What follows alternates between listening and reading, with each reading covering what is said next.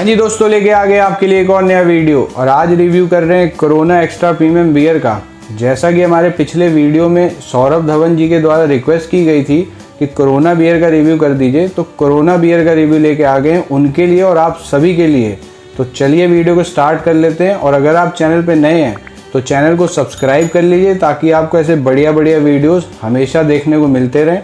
और अगर आप किसी भी लिकर का रिव्यू करवाना चाहते हैं तो कमेंट बॉक्स में ज़रूर बताइए, मैं आपके लिए उस लिकर का रिव्यू जरूर करूंगा। तो चलिए वीडियो को स्टार्ट कर लेते हैं और बात कर ले दोस्तों इसके ABV की। तो इसका ABV है अप टू 5%, जैसा कि एक लाइट बियर है। और बात करें इसके प्राइस की तो ये मैंने यूपी से ली थी और ये मुझे 150 रुपये की मिली है। और दिल्ली में आपको ये 155 या 160 रुपये की मिलेगी। ये बियर्स जो हैं अब अप्रैल के बाद से यूपी में सस्ती हो गई हैं और दिल्ली में महंगी हैं, क्योंकि यूपी में बियर्स के प्राइस कम कर दिए गए हैं और विस्की रम जिसमें अल्कोहल की परसेंटेज ज़्यादा है उनके प्राइस बढ़ा दिए गए हैं। तो चलिए अब चलते हैं इसकी हिस्ट्री की तरफ और बात कर ले दोस्तों इसकी हिस्ट्री की। तो ये फर्स्ट लॉन्च हुई थी 1925 में और ये एक मैक्सिको की कंपनी है और कंपनी ने इसे अपनी कंपनी की 10th एनिवर्सरी पे लॉन्च किया था। और 1928 के बाद से कंपनी ने डिसाइड कर लिया था कि ये इसे ट्रांसपेरेंट बोतल में सेल करेंगे। और 1998 से लेकर अभी तक यूएस में सबसे ज़्यादा हर साल जो बियर बिकती है वो कोरोना बियर है। तो ये यूएस की फर्स्ट पसंद है, यानी पहली पसंद है, पहली चॉइस जो यूएस के लोगों की है वो कोरोना बियर है। और इंडिया में बात करें इसकी सेल्स की तो इसकी सेल्स देखता है AB InBev प्राइवेट लिमिटेड। और इंडिया में इसकी इतनी अच्छी सेल नहीं है ड्यू टू इसका प्राइस। इसका प्राइस बहुत ज़्यादा है, 150 रुपीज़ का यूपी में अब हुआ है ये पॉइंट, नहीं तो पहले ये 190 और 200 रुपीज़ का था। और इंडिया में कुछ स्टेट्स में ये पॉइंट आपको मोर देन 300 रुपीज़ का मिलेगा, जिसकी वजह से इसकी सेल इतनी ज़्यादा नहीं होती है। लेकिन अगर आप इंटरनेशनल बियर में इंडिया में लोगों के मुँह पर पहला नाम सुनेंगे तो वो कोरोना बियर ही होगा। ये फेमस बहुत है लेकिन इतनी ज़्यादा सेल नहीं होती है ये इंडिया में। ज़्यादातर लोग इंडियंस जो है वो इंडिया के बियर ही प्रेफर करते हैं और स्ट्रॉन्ग बियर प्रेफर करते हैं, जैसा कि ये लाइट बियर है। तो चलिए अब कर लेते हैं इसकी नोजिंग एंड टेस्टिंग। चलिए दोस्तों फिर कर लेते हैं इसकी ओपनिंग। और जैसा कि बहुत ही चिल्ड बियर हमेशा लाते हैं हम आपके लिए, आज भी चिल्ड ही लाए हैं। धुआं निकला है थोड़ा सा इसमें से, कर लेते हैं इसकी थोड़ी सी पोरिंग। धुआं निकल रहा है इसमें से बढ़िया।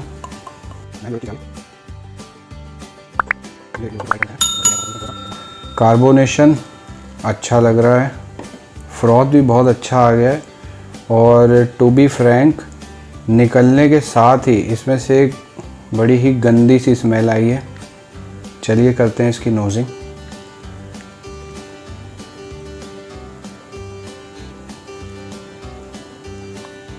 इसमें से जैसा कि स्मेल आई गई है और स्मेल आ रही है, काफ़ी ज़्यादा मात्रा में आ रही है, थोड़ी नहीं आ रही है, बहुत ज़्यादा स्मेल आ रही है। फ्रॉथ इसका कम नहीं हो रहा है, कार्बोनेशन इसका बहुत अच्छा दिख रहा है। और इसमें से आपको ऑरेंज की बहुत अच्छी स्मेल आ रही है।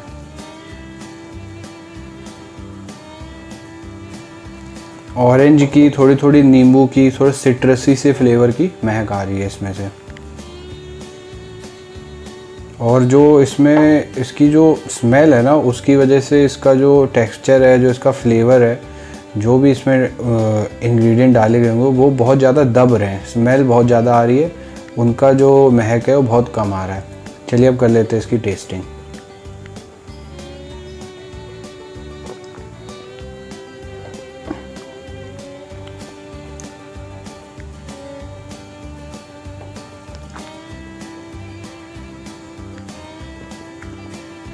कार्बोनेशन A1 है, टेस्ट कड़वाहट है, सिट्रसी फ्लेवर बहुत ही कम है, बहुत ज़्यादा नहीं है।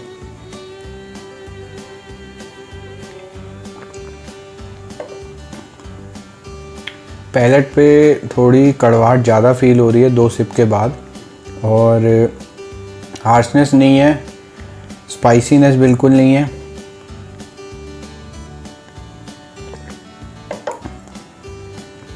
कड़वाहट थोड़ी सी ज़्यादा है, जैसा कि इसका जैसा प्राइस है इतनी कड़वाहट नहीं होनी चाहिए इसमें। इससे इंडियन बियर जो बहुत सारी स्ट्रॉन्ग बियर आती हैं उनमें इतनी कड़वाहट नहीं होती, इसमें काफ़ी कड़वाहट है।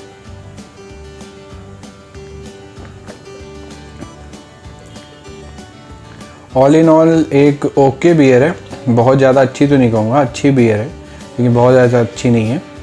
तो चलिए फिर एक अपना जैसा फेमस है ये नींबू के साथ, इसको हर जगह ऐड में भी दिखाया जाता है और लेमन स्लाइस के साथ पी जाती है, तो उसके साथ भी टेस्टिंग करके देखते हैं कि क्या पता उससे इसमें कुछ टेस्ट चेंज हो जाए। तो चलिए अब कर लेते हैं लेमन के साथ टेस्टिंग। तो चलिए दोस्तों फिर लेमन के साथ कर लेते हैं इसकी टेस्टिंग, और उसके लिए ले लेते हैं हम एक लेमन, स्लाइस काट लेंगे इसका छोटा सा, उतना ही स्लाइस करेंगे जितना कि बॉटल में आराम से आ जाए। नाइफ को साइड में रख देते हैं, इसको इसमें डाल देंगे, इजीली इसके अंदर चला गया है। और इसको करना होता है कि इसको एक बार बंद करते हैं, इसको ऐसे हाथ रख लेते हैं और बॉटल को यूँ कर लेते हैं। लेमन पूरी तरह से ऊपर आ गया है, ये देखिए मस्त एकदम बढ़िया से। अब कर लेते हैं इसकी पोरिंग, देखते हैं क्या फ़र्क पड़ता है लेमन से।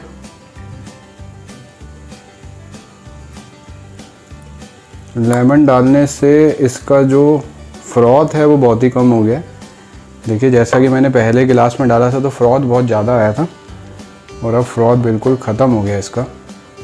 शायद लेमन से इसका टेस्ट भी चेंज हो जाए, क्योंकि अगर फ्रॉथ बहुत जल्दी बियर में कम हो रहा है तो वो बियर अच्छी हो सकती है, टेस्ट वाइज बहुत अच्छी हो सकती है, क्योंकि फ्रॉथ जो होता है वो कार्बोनेशन से बहुत ही अलग होता है, कार्बोनेशन पे डिपेंड नहीं होता है। चलिए अब इसकी टेस्टिंग कर लेते हैं।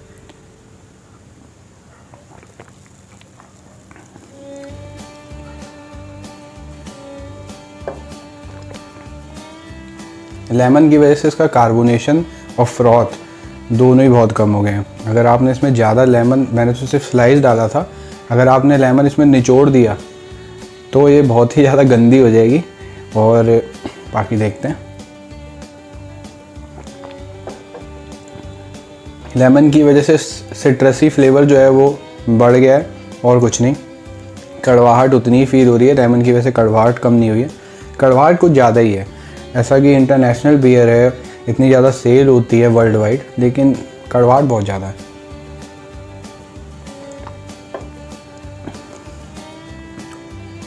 जिस बजट में ये आ रही है वर्थ नहीं है उस प्राइस के हिसाब से। अगर आप 150 रुपये का पाइंट ले रहे हैं, 150 रुपये की आप थंडरबोल्ट ले लीजिए, आपको उस पूरी बॉटल मिलेगी।